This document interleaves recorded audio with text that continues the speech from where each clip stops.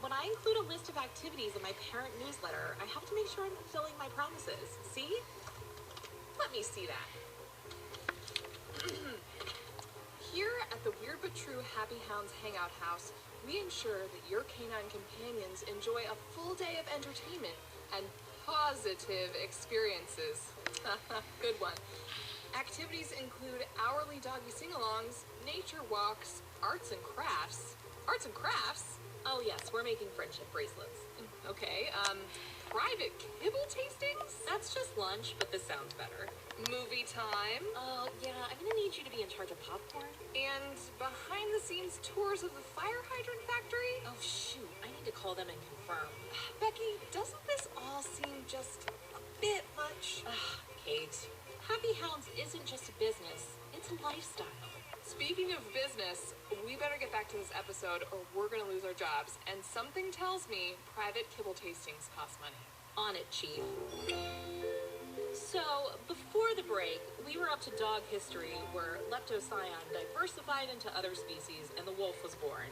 So, how did wolves become dogs? Well, we made them dogs. We did? Well, humans did.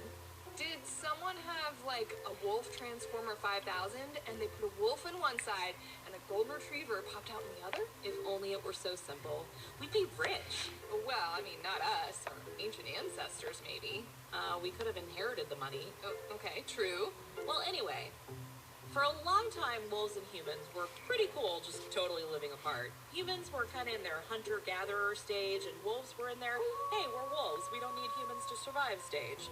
But then something changed. Somewhere around 15-ish thousand years ago, humans stopped being so nomadic, which means they stopped just kind of roaming the land and hunting as needed, and they started living together in communities and villages. You know, they started like farming and relying on other people to survive.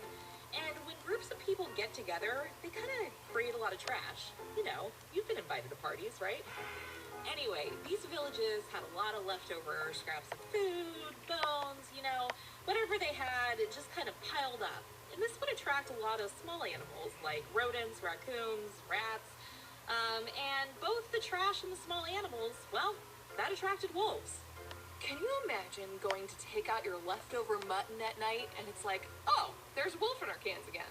That's pretty frightening, Kate. But you know what? Eventually wolves and humans started to get used to having each other around. Wolves kind of came to appreciate the free food, and humans really enjoyed the free trash pickup and rat removal system. So over time, and I mean lots of time, some wild wolves became domesticated, meaning they weren't so wild anymore. Cool. So can I just go out and make a bunch of wolf friends using this exact technique? Absolutely not, Kate. Any wolf today that you see in the wild is 100% wild, and you should never ever approach a wolf in the wild. Got it? Okay. All right. That's fair. So I now get how wolves became domesticated, but I still don't understand how they became dogs. Well, that's where humans really had a hand in doggy destiny. Over time, people discovered that domesticated wolves were really handy and could do all sorts of things. So they started to kind of tailor them to do the stuff they needed them to do. Like, if they needed a wolf that could sniff out rodents, they would put together two wolves with the best sniffing abilities. And then they would have puppies, and so on and so forth. And it would be even better if those wolves were kind of on the small side so they could squeeze places that rats might hide.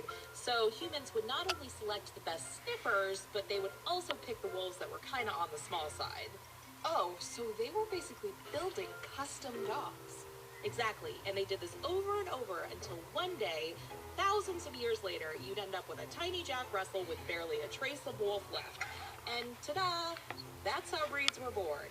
Breeds like collies that are great herders, bloodhounds that can sniff out anything a mile away, greyhounds that are built for speed.